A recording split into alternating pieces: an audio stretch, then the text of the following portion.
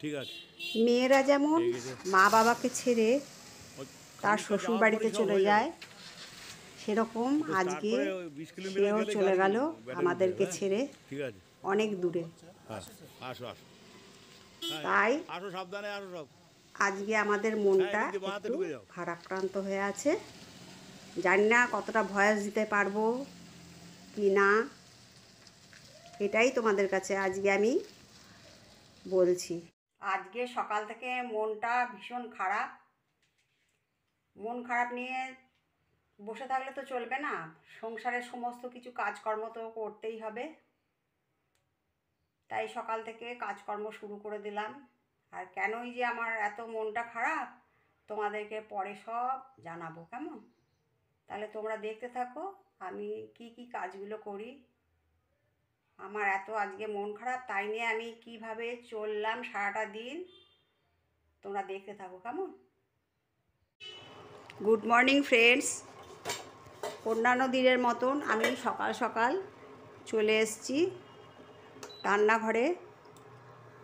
সংসারের সমস্ত কাজকর্ম শুরু করে দিলাম, চা দিয়েই শুরু করলাম। চা রেডি হয়ে গেছে।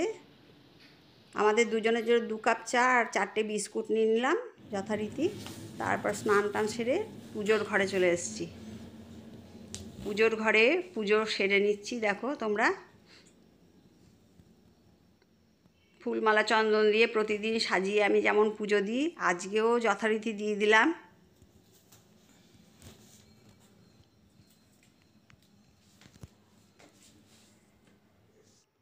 তারপরে ইন্ডাকশানে ভাত চাপিয়ে দিয়েছি।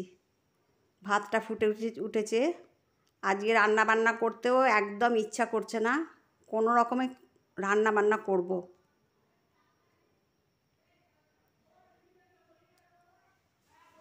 খুব মন মেজাজ ভালো লাগছে না একদম। দেখো ডালের বাটিতে ফোড়ন দিয়ে দিয়েছি, ডাল সেদ্ধ হয়ে গেছে।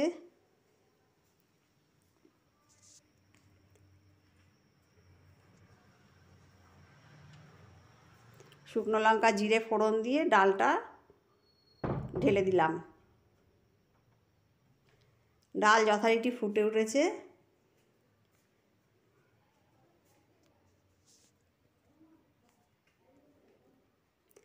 এবার আমি বাটিতে ঢেলে নিচ্ছি।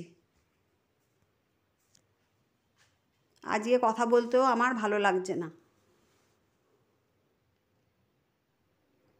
দেখো অতি সাধারণ রান্না করেছি আজকে, চাটনি, ডাল, বেগুন ভাজা, ফুলকপি আলুর তরকারি আর ভাত। আজকে এইটুকুর মধ্যেই সারলাম। আমি বেগুন ভাজা খাই না তো, তাই জন্য বেগুন খাই না, ওই জন্য তোমার দাদাভাইয়ের জন্য বেগুন ভাজা করেছি।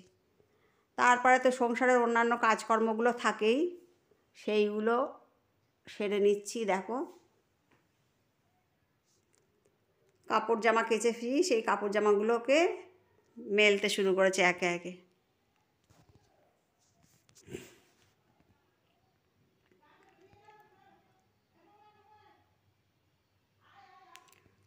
কালকেও বেশ কিছু জামা কাপড় কেচেছি, আজকেও বেশ কিছু জামা কাপড় কেচে নিলাম। কালকে বিছানা চাদর, লেপের ওয়ার, বালিশের কভার সমস্ত কিছু কেচেছি। আর আজকে জামা কাপড়গুলো কেচে শুকাতে দিয়ে দিলাম।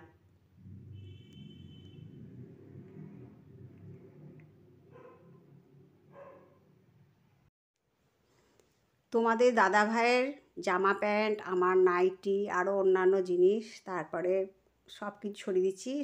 মানে দাদাভাইয়ের সোয়েটারটা আগে অন্য জায়গায় দিয়েছিলাম, ছড়িয়ে দিয়েছিলাম, কিন্তু হাতে পাচ্ছিলাম না বলে আবার এইখানে দিয়ে দিলাম। যাই হোক, ধীরে ধীরে সমস্ত কিছু আমার মেলা হয়ে গেল। তোমরা দেখো আজকেও বেশ খানিকটা কেচে নিলাম, কেন নিত্যদিনের কাচা তো জমেই যায়। সব কাচা আমার কমপ্লিট হয়ে গেল। তারপরে কালকের যে জামা কাপড়গুলো কেচেছিলাম, বেড কভার, সব কিছু আমি দেখো মেলে নিচ্ছি, মানে গুছিয়ে নিচ্ছি। আজকে কথা বলতে গিয়েও যেন কথা আমার সব গন্ডগোল হয়ে যাচ্ছে। কী কারণে এত আমার মন খারাপ সব তোমরা একটু পরেই জানতে পারবে। সমস্ত কিছুই তোমাদেরকে বলবো, আমার দুঃখ কষ্ট আনন্দ সব কিছুই যেমন তোমাদের কাছে শেয়ার করি, এটাও তোমাদের কাছে শেয়ার করব। সব জামা কাপড় বিছানা চাদর দেখো সব গুছিয়ে নিচ্ছি। একার হাতে কাজকর্ম করতে হয় তো, তাই অবশ্য তোমাদের দাদাভাই অনেক হেল্প করে আমাকে।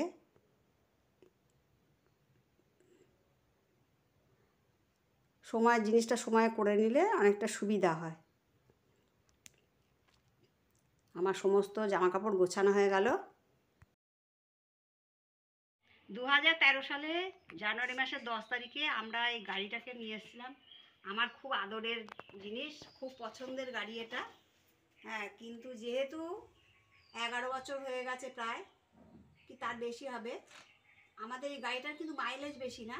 যাই হোক, তা ইয়ে হয়েছে, আমাদের গাড়িটাকে এরপরে তো আর বিক্রি টিক্রি করা যাবে না বা কোনো কিছু ইয়ে করা যাবে না, তাই জন্য আমরা এটাকে বিক্রি করে দিচ্ছি। আজকে যাদের কাছে ইয়ে করেছি তারা আজকে এক্ষুনি আসছে, অলরেডি ফোন করেছিল আমাদেরকে, এবার নিয়ে যাবে তো, তাই তোমাদেরকে একটু দেখিয়ে দিলাম। বিপদে আপদে আনন্দে হাসিতে খুশিতে আমাদেরকে প্রচুর মানে সঙ্গ দিয়েছে, কিন্তু আজকে এটা চলে যাচ্ছে তো, তাই মনটা বড্ড খারাপ। আজকে আমাদের গাড়ির কাগজপত্র ওর হাতে তুলে দেওয়া হচ্ছে। আজকে আমাদের গাড়িটা, নামটা বলে দাও। মেহেদি হাসান। ওর নাম মেহেদি হাসান। হ্যাঁ, আমাদের খড়িবাড়ি এলাকার, হ্যাঁ কাছে পিঠে আছে বলেই আমরা গাড়িটা ওর হাতে চাবিটা তুলে দিলাম আর কাগজপত্রও তুলে, কাগজপত্র সব তুলে দিলাম। হ্যাঁ হ্যাঁ, ও ভালো করে হ্যাঁ আমাদের মানে সুস্থ রাখুক, গাড়িটা আমাদের সঙ্গে যেমন ছিল তেমন করে, হ্যাঁ ওরাও সাথ দিক, ওরা সবাই মিলে আদর যত্নে ওরা রাখুক গাড়িটাকেও, আত্মীয়স্বজন নিয়ে ভালো করে কাটাক। আমরা যেমন তোমাদেরকে তুলছি, হ্যাঁ জি, আমরা যেভাবে গাড়িটাকে আদর যত্ন করে রেখেছিলাম তোমরা অবশ্যই সেরকমভাবে রেখো। হ্যাঁ আচ্ছা, যাই হোক আমাদেরকে ছেড়ে সে তার নিজের গন্তব্যস্থানে চলে দিকে উদ্দেশ্যে রওনা দিল। হ্যাঁ, এতদিন আমাদের কাছে ছিল, আমরা বহু যত্নে আত্মীয়তে রেখেছিলাম। আশা করব তারাও খুব ভালোভাবে রাখবে। ঠিক আছে, এগিয়ে ওই খানিকটা যাওয়ার পরই সব হয়ে যাবে।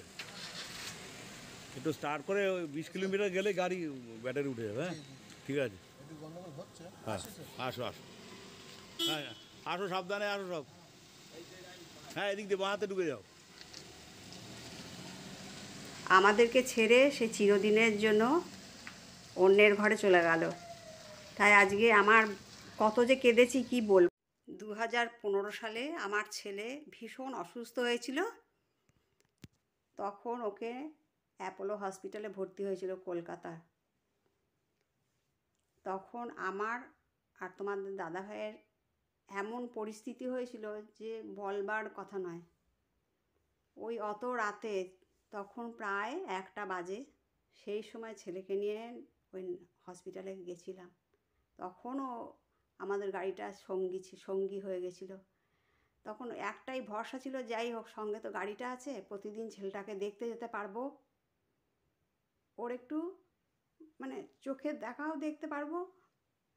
যাই হোক খুব খুব আদর যত্নই ওকে রেখেছিলাম। ছেলে চলে গেছিলো, ছেলে যখন তো জানো তোমরা ইউরোপে থাকে, এতদিন মানে গাড়িটা ছিল, এদিক ওদিক ঘুরতে যেতাম, সবই করতাম, কিন্তু যেহেতু এটা একটু পুরনো হয়ে গেছে, পরে আর এটা চালানো যাবে না। আর তোমাদের দাদাভাই গাড়ি চালাতো না, কেননা ছেলের শরীর খারাপের পর থেকে ওর মানে মনের যে সাহসটা সেটাই ভেঙে গেছিলো, যার জন্যে গাড়ি চালানোটা টোটালি বন্ধ করে দিয়েছিল। এবারে ঘরে বসে বসে ওর ব্যাটারি ডাউন হতে শুরু করেছিল, হয়তো আরও হয়ে যেত, এখন তবুও ভালো আছে। মাত্র 11,000 সামথিং মাইলেজ উঠেছে এই 11 বছরে।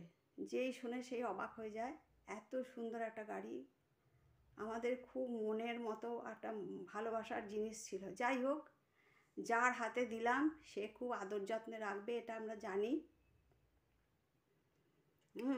মানে একটা ঘরের থেকে জিনিস বেরিয়ে গেলে যে কতটা কষ্ট হয় আজকে আমরা সেটা অনুভব করছি।